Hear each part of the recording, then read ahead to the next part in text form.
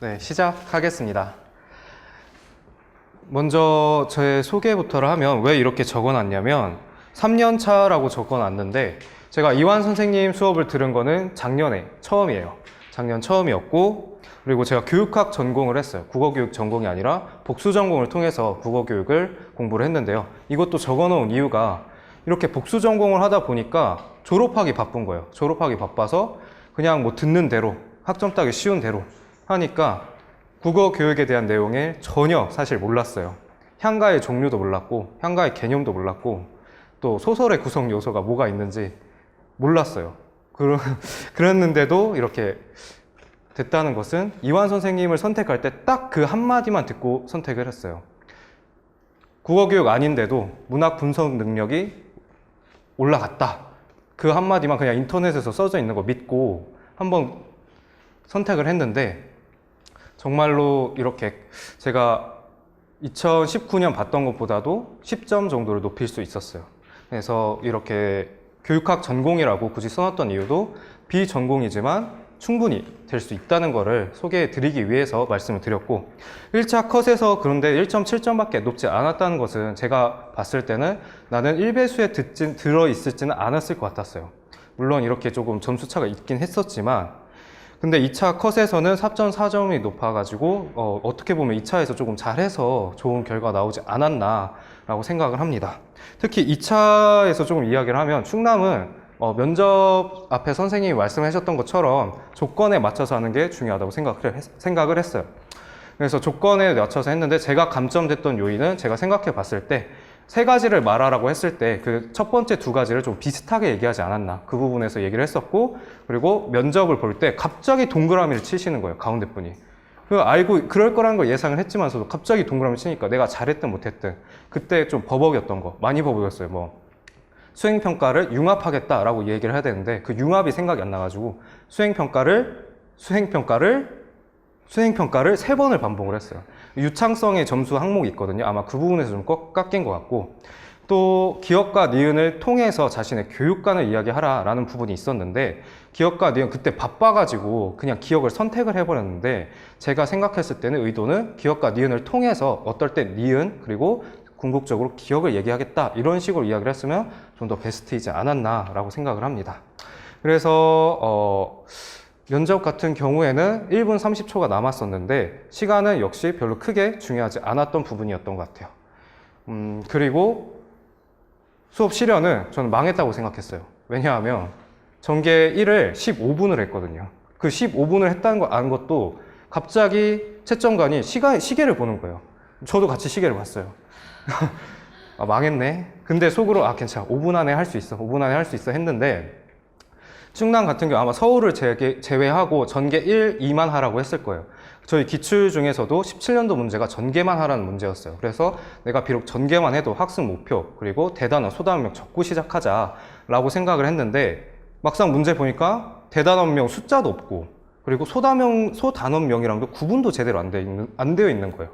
그리고 학습 목표도 첫 번째 장에 있는 조건지 문제랑 뒤에 교수학습 지도안에 있는 거랑 달랐던 거예요. 앞에서는 뭐뭐 하기로 끝나져 있고 뒤에가 말할 수 있다 이렇게 끝나져 있는 거예요. 저는 똑같다고 생각하고 뒤에 건 안 읽었었거든요.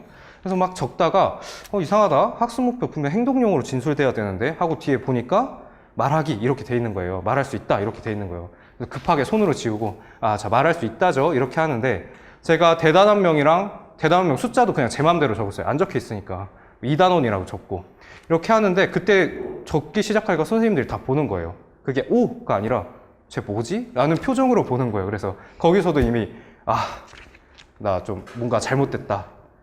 그래서 그렇게 적는데 2분 날리고 전개 15분 하고 그렇게 하면서 전개 2에서 그래도 조건을 지켜서 다 했지만 제 완벽한 시나리오에는 발표를 두 모둠을 전부 시키면서 이렇게 하는 거였거든요.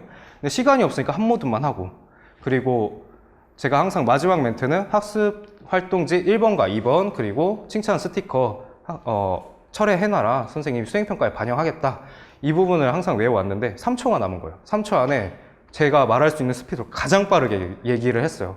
들렸는지도 모를 정도로 그렇게 하고 나오니까 나 망했다. 나는 이거 떨어지겠다. 이거 수업 실현에서 좀 점수가 많이 깎이겠는데 하고 나와서 바로 그 다음 주부터 이완 선생님께 얘기해서 저 발표나기 전까지만 수업을 좀 들어도 되겠느냐. 왜냐하면 2차에서 떨어지면 2월 동안 내가 마음을 추스리고 3월에 다시 시작하면 1, 2월 달에 준비 못했던 거를 놓칠 것 같은 거예요. 그러면 올해 1차는 합격을 못할 것 같다라는 생각이 좀 컸기 때문에 내가 떨어지더라도 그래도 좀 마음을 좀 잡을 수 있도록 준비를 해보자 해서 수업에 좀 나왔는데 막상 점수를 보니까 실현이 더 잘 나왔어요. 2점밖에 안 깎였거든요. 그런 걸 봤을 때 충남에서 수업 실현이 중요했던 부분은 학생 중심 그리고 구조화된 판서. 제가 이렇게 대단한 명 학습 목표를 적었던 것도 채점 요소일지는 잘 모르겠지만 괜찮게 봐주셨던 것 같고 학생들한테 특히 학생들 이름을 많이 불러줬어요.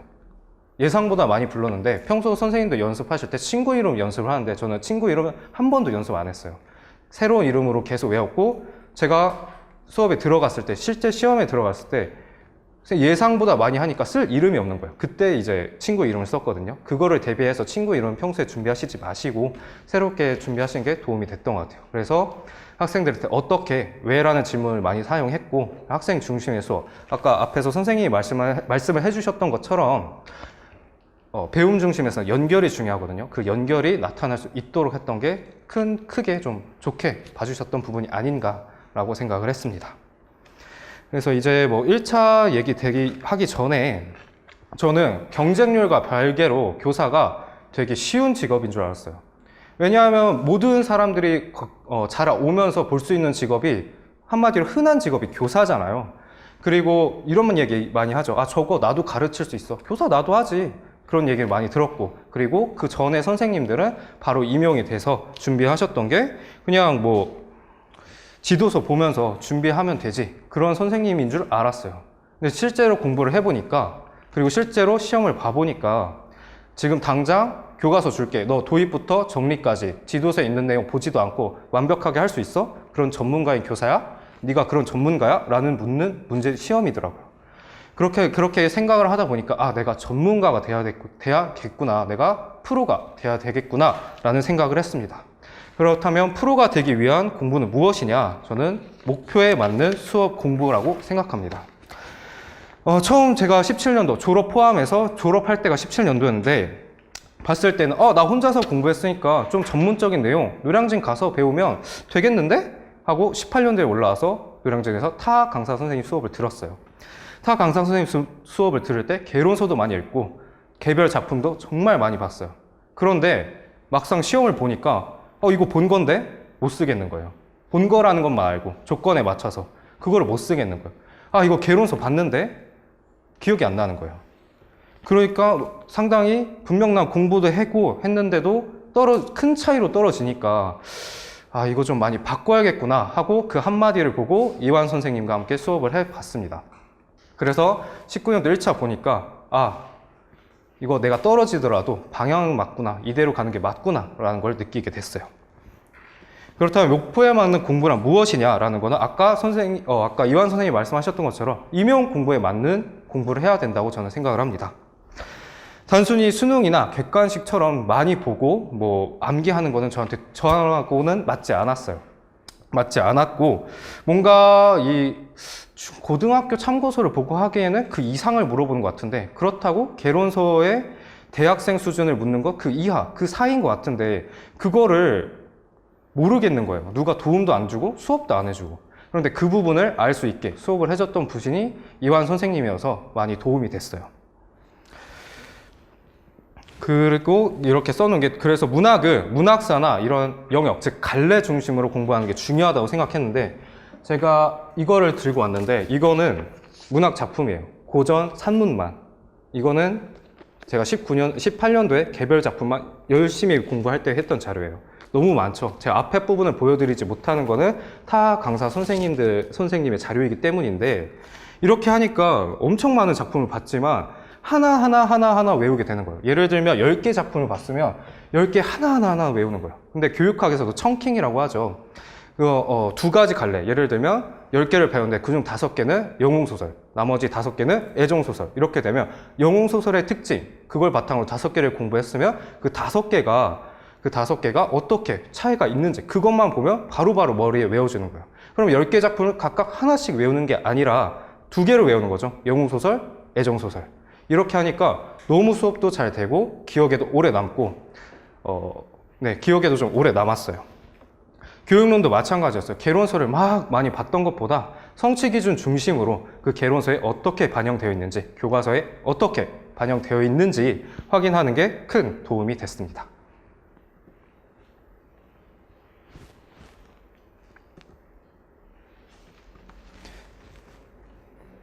아이고, 멈춘 것 같네요. 이어서 다음 거를 보면, 그래서 이 목표에 맞는 공부란 무엇이냐, 이걸 이야기했고, 그렇다면 그 전체를 알 수 있는 수업을 했었는데, 그 전체를 알 수 있는 게 너무 궁금했어요. 18년도에 시험을 보면서 공부를 하면서, 개론서에 없던 내용도 나오고, 내가 안 본 개론서의 내용도 나오고, 도대체 그럼 문학은 뭘 봐야 되지? 어떻게 공부해야 되지? 너무 답답한 거예요.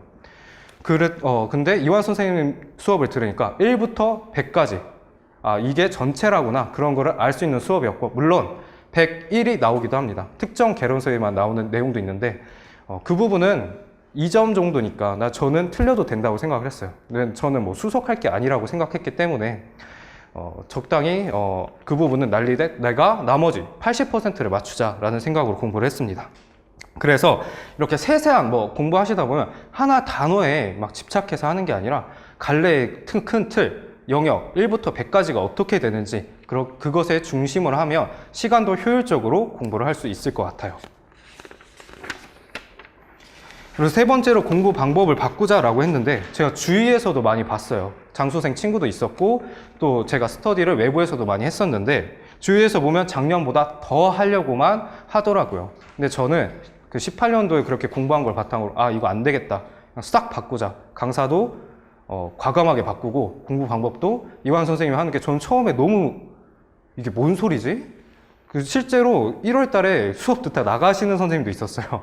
그럴 정도로 좀 처음에 너무 새로운 방법이어서 이래도 되나 싶었는데, 내가 작년에 한 거는 실패니까 이 실패를 내가 바꾸기 위해서는 모든 걸 바꿔야겠다라는 생각을 바탕으로 바꾸게 됐습니다. 그래서 공부 방법을 더 하려기보다는 바꾸고 그거에 맞춰서 나의 맞는 거를 찾는 게 좋을 것 같다고 생각해요. 네 번째는 그래서 꼭 하셨으면 하는 게 기출 분석인데, 보시면 나온 건데 뭐하러 공부하냐는 반응이 있죠. 이거 실제로 초수생이 아닌데도 이렇게 말씀하시는 분들이 꽤 있었어요. 그래서 이 기출 공부를 왜 하느냐, 이 기출 공부는 첫 번째로는 기출을 바탕으로 임용에 맞는 공부를 하는 거예요. 제가 문학 작품을 봤다, 그리고 개론서의 교육론 내용을 봤다, 문법을 공부했다. 그런데 이게 어떻게 시험에 나올지 모르잖아요. 근데 97년도부터 2차 문제, 그리고 2020년도 문제까지 한번 쭉 이렇게 풀고 분석을 하면 내가 그동안 공부했던 게 기출에서 어떻게 나왔고 어떤 부분이 중요한데 그동안 안 나왔구나 라는 것을 예측하고 분석할 수 있었어요. 그래서 기출을 바탕으로 다음 해에 나올 것을 예측을 할 수 있죠. 예를 들면 저는 이렇게 실제로 시험을 보니까 한 40% 정도는 나왔던 게 다시 나온다고 좀 느꼈어요. 근데 그 40%는 기출을 안 풀어도 맞출 수 있는 정도예요. 근데 기출을 풀면 기출에서 나왔던 내용이기 때문에 시간을 절약할 수 있더라고요. 이거 기출에 나왔던 내용인데 이거 물어보겠네? 정답 이거였는데? 이렇게 따다닥 생각이 드니까 10분 걸릴 문제 7분이면 되더라고요. 그러니까 나머지 3분은 내가 모르는 문제, 어려운 문제에 시간을 조금 더 투자할 수 있었고요. 그래서 여기 보면 5번 풀면 합격한다라는 말이 있는데 그건 제가 하는 얘기가 아니고 제 후배가 했던 얘기예요. 제 후배 중에 13학번 친구가 초수에 됐어요. 초수에 됐는데 그 당시 17년도 시험을 봤는데 17년도 시험이 되게 어려웠어요. 컷도 상당히 낮았고. 그래서 어떻게 했어? 그러니까 자기는 1년 동안 기출을 5번 풀었대요. 저도 보니까 그동안 A를 물어보면 그거 어떤 거야 하고 쭈루룩 자기 공부한 걸 얘기하시는 분이 있는 반면에 저는 A를 물어보면 그거 몇 년도 기출 어디에서 물어봤어? 몇 년도에서 어떻게 나왔어? 라고 얘기하는 게 편하고 공부도 그렇게 하는 게 편하더라고요.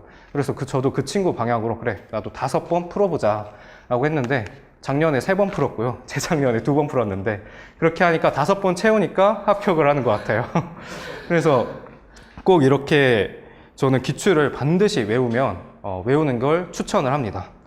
앞에서 많이 이야기를 했는데 제가 생각하는 합격의 길은 두 가지였던 것 같아요. 첫 번째는 이완 선생님 수업 들으면서 하라는 대로 하라는 것. 두 번째는 기출을 외웠다는 것. 이렇게 저희는 두 가지를 추천을 드립니다. 그래서 기출 분석 틀을 제가 적어놨는데 뭐 다양한 틀이 있는데 제가 했던 거는 뭐 문학을 보시면 출제 영역, 유형, 예상 답안. 예상 답안은 배점. 예를 들면 4점이면 1점으로 나눠서 했어요. 조건도 그렇게 보니까 보통 4개가 있더라고요. 물론 2020년도는 조금 더 세분화해서 한 0.5점 정도로 나누는 게 좋을 것 같아요. 그리고 관련 기출 몇 년도에 어떻게 나왔는지, 관련 이론 내가 부족한 거 거기서 더 정리하고, 그리고 그걸 바탕으로 출제 예상을 정리를 했습니다. 교육론에서 하나만 더 추가가 됩니다. 관련 교육과정을 앞에서 적었어요. 문법은 문학이랑 똑같이 했고요. 그래서 이 틀은 그냥 제가 맡았던 틀이고, 선생님들이 뭐 지금 하시고 있는 틀이나 아니면 조금 더 뭐 좋은 틀이 있으면 그걸 통해서 하시면 될 것 같아요. 그래서 뒤에 보시면 제가 기출 분석을 했던 내용인데 17년도 이거는 문학 소설에 대한 예시입니다. 보시면 막 여러 가지 적어 놨었는데 제가 네모칸 친 거를 조금 더 보시면 어떤 내용이냐면 소설의 구성 요소에 대한 거였어요. 소설에 이게 문체에 대한 문제였는데 도대체 문체 문제를 왜 냈냐? 문체가 왜 중요하지? 소설의 구성 요소였던 거예요.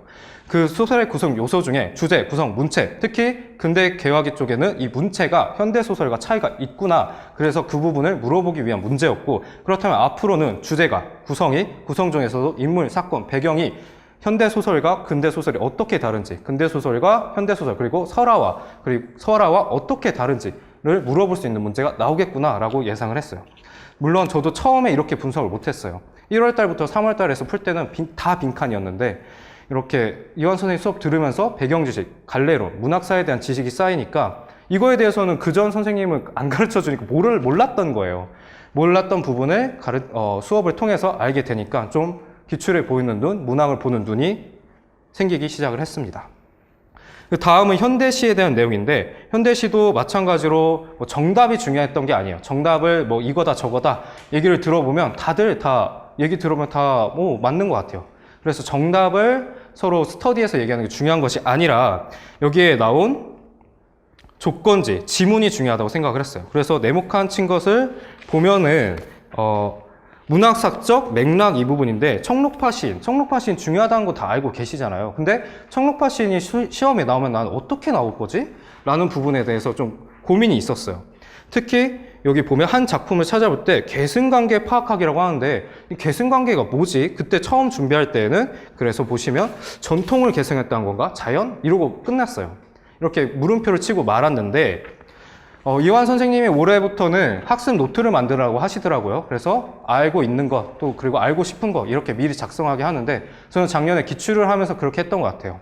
이렇게 궁금한 걸 해놓으니까 6월 달쯤에 이렇게 박목월, 조지원, 박두진 작품을 개별로 하면서 수업 시간에 그 내용, 제가 궁금했던 내용이 짜자작 나오는 거예요. 그러면 항상 기출문제 들고 다니면서 설명하신다. 거기다 바로 적고. 그러니까 제가 알고 싶은 내용, 몰랐던 내용이 수업 시간에 나오니까 더욱 이해도 잘 되고 굳이 내가 그 수업을 복습을 하지 않더라도 기억에 다 남는 거예요. 그래서 그것을 바탕으로 공부를 했었고요. 다음 보시면은 다음 거는 객관식 문제인데 기출을 같이 공부하다가도 객관식 문제는 그냥 넘어가시는 분도 있고 안 중요하다고 생각을 하시는 분들이 꽤 있었어요. 근데 이 객관식 문제도 특히 이 선지에 나온 작품들이 중요하다는 것을 말씀드리고 싶은데요. 여기 보시면 디귿을 제가 확대해 놓은 거예요. 가에서는 문예의 조예가 있는 남녀의 애정 결합과 비극적 이별이 나타나는데 이는 이후 애정류 전기소설인 주생전과 운영전에 계승되었다. 올해 나왔던 내용이죠. 전기 애정소설의 특징 두 가지를 써라. 하나는 전기소설의 특징이 비현실성을 쓰라는 얘기고 하나는 애정소설의 특징, 여기 기출에 나와 있는 비극적 사랑을 써라는 이야기였다고 저는 생각을 했어요.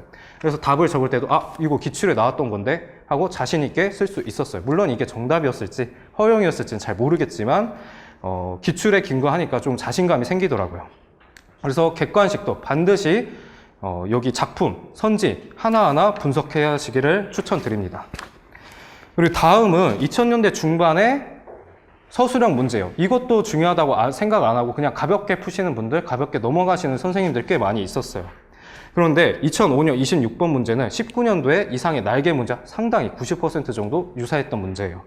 사실주의, 모더니즘에 비교했던 문제고 항상 2000년도 중반에도 반드시 다시 나온다는 것을 알고 이렇게 열심히 분석을 하셨으면 좋겠어요. 그리고 다음은 교육론에 대한 문제인데 교육론도 마찬가지로 이렇게 분석을 하고 선지도 분석하고 관련 교육과정도 적고 그거를 바탕으로 아직 출제되지 않은 내용에 대해서 방점을 두고 정리를 했습니다. 네, 다음은 문법인데요.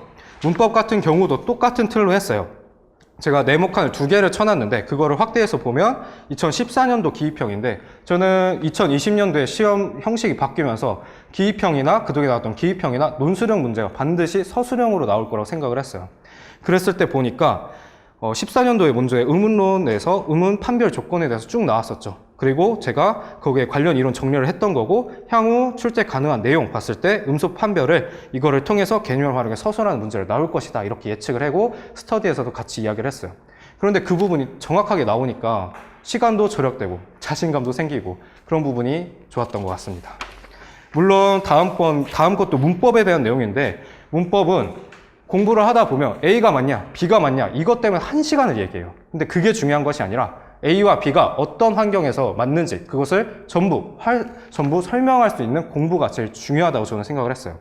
그래서 A는 어떤 환경에서 그렇고 B는 어떤 환경에서 이렇다. 그래서 학교 문법에서는 이렇게 보는데 그렇게 볼 때 무엇은 어떻게 보고 저것은 저렇게 본다라는 거를 쭉 적었었어요. 그래서 아까 앞에서 보여드렸던 계속 글씨 많았던 거를 3번 돌리면서 전부 다 썼어요. 한 번 풀 때 단순히 문제만 풀고 그러는 것이 아니라 내가 관련 이론, 예측했던 거 쭉 적으면서 3번을 계속 적었던 이유는 적으면서 제가 외우기 위해서였어요. 뭐 달달 외우는 것보다 문제를 풀면서 내가 계속 적으면서 자연스럽게 외우자라고 생각을 해서 이렇게 계속 적었고요.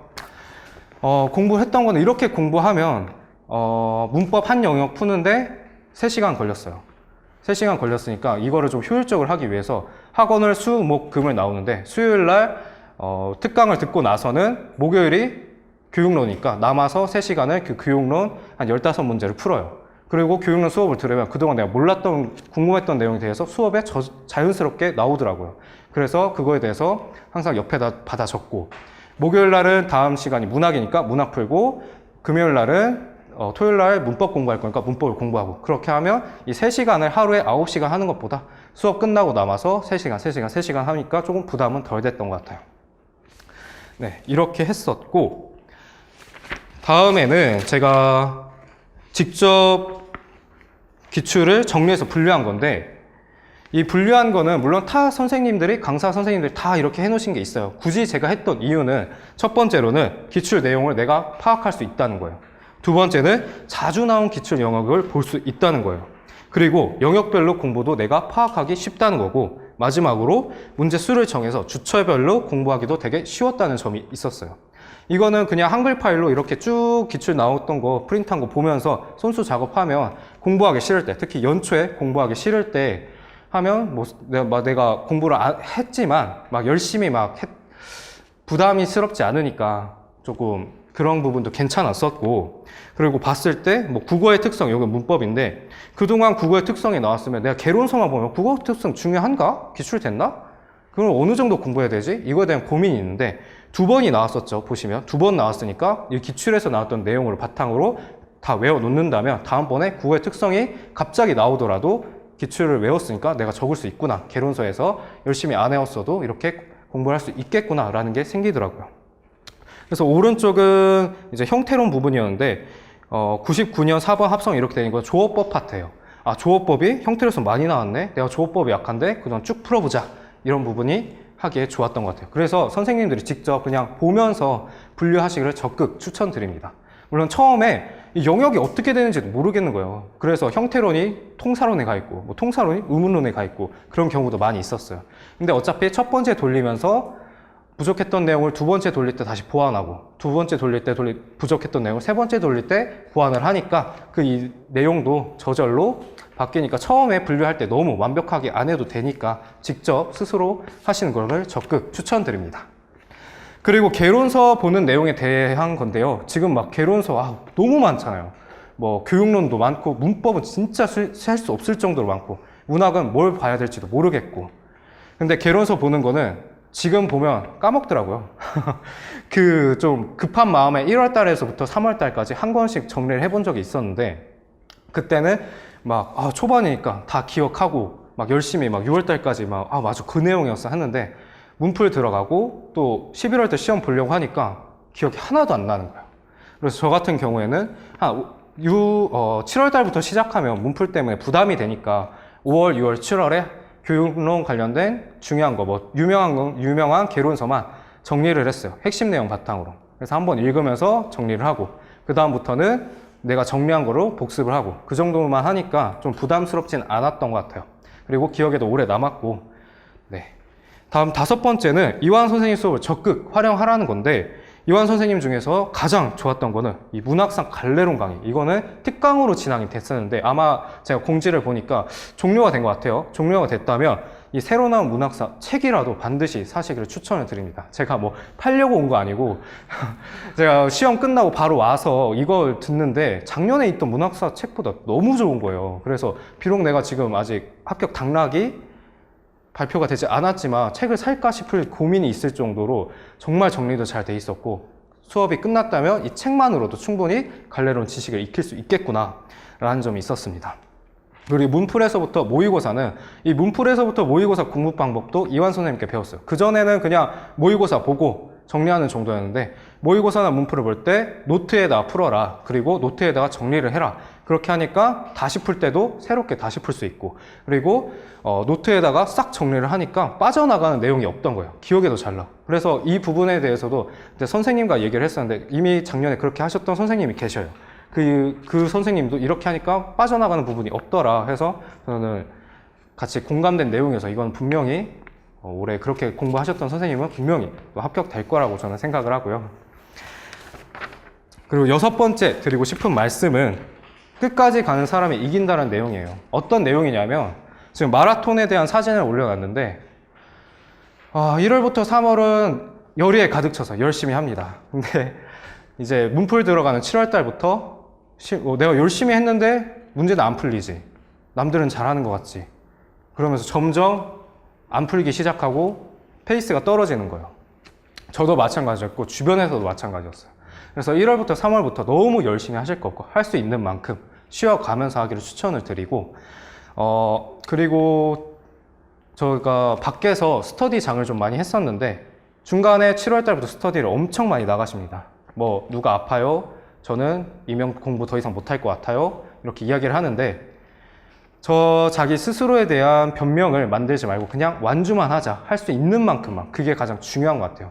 저도 뭐 한 번도 말씀드리지 않았었는데, 같이 공부하면서 어머니가 좀 아프셔서 파주나 일산에 제가 직접 좀 가야 되는 일이 많이 있었어요.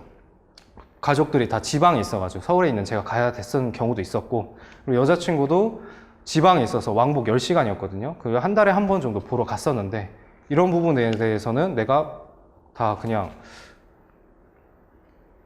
안고 가야 되는 부분이니까 이거 한다고 내가 공부 떨어질 거면 애초에 떨어진 거다라는 생각으로 공부를 했습니다. 그래서 스스로에 대한 변명은 안 만들고 그냥 쭉 완주하는 사람이 이기는 것 같아요. 뭐 제가 좋은 대학을 나오지 못했지만 서울에 오니까 좋은 대학 나오신 선생님들 엄청 똑똑한 거예요. 다 나보다 더 잘 알고. 근데 완주를 못 하시더라고요. 아마 저보다 잘 알고, 그리고 국어교육과 나오신 선생님들이 아직 공부를 하고 계시다는 거는 단순히 내가 그 선생님보다 잘나서가 아니라 그냥 끝까지 했기 때문이다, 이 부분이었던 것 같습니다.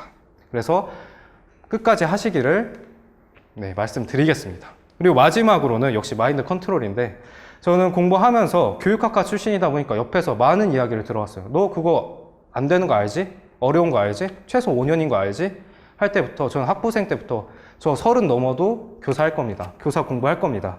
1, 2년 차에도 나 무조건 교사할 거야 라는 했는데, 근데 슬슬 30 가까워지고 친구들 취업하고 그러니까 나는 할 수 있어에서의 느낌표가 나 할 수 있나? 물음표로 바뀌더라고요. 진짜 나도 그렇게 독하게 생각을 하고 왔는데도. 그런데 이 물음표에 대해서 부모님한테 말을 할 수가 없죠. 걱정하시니까. 그리고 친구들한테도 얘기할 수 없죠. 친구들이 일이 있으니까. 그러니까 나 스스로에 대해서 그냥 다 잡는 수밖에 없더라고요. 그래서 예능을 보는데 강호동이 지나가는 말로 이렇게 하더라고요. 아마추어는 걱정하는 대로 되고 프로는 상상하는 대로 된다 아까 앞서서 프로가 돼야 된다, 전문가가 돼야 된다라고 말씀을 드렸습니다. 그래서 나는 그동안 프로가 되기 위해서, 전문가가 되기 위해서 이렇게 공부를 했으니까 떨어질 걱정 안 한다. 걱정 안 하고 즐거운 상상을 하자라고 스스로 다짐을 하고 격려를 했어요. 이게 1차 때는 조금 많이 도움이 되는데 2차 합격 발표 나기 전까지 이거 안 되더라고요.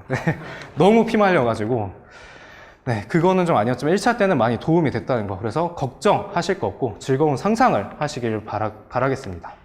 그리고 제가 집이 서울이 아니었기 때문에, 노량진도 아니었기 때문에 올라올 때 나는 서울에 실패하러 오는 게 아니라 서울에 성공하러 오는 것이다. 여기 아마 노량진 사시는 분들은 지방에서 올라오셨을 거예요. 그래서 다들 그런 생각을 하셨으면 좋겠어요. 첫 번째 떨어지고 두 번째 떨어졌을 때 내가 이렇게 실패로 떠난 게 아니라 나는 무조건 성공해서 떠나겠다. 나 이 노량진 반드시 성공해서 떠날 거야 라는 마음가짐으로 이겨내시길 바라겠습니다. 그래서 저는 여러분들이 여기서 머물러 있을 거라고 생각을 하지 않고 반드시 합격의 날개를 달고 합격하실 거라 믿습니다. 그리고 그 합격의 날개를 달아주실 분이 이완 선생님인 것을 추천을 하면서 마무리하도록 하겠습니다. 감사합니다.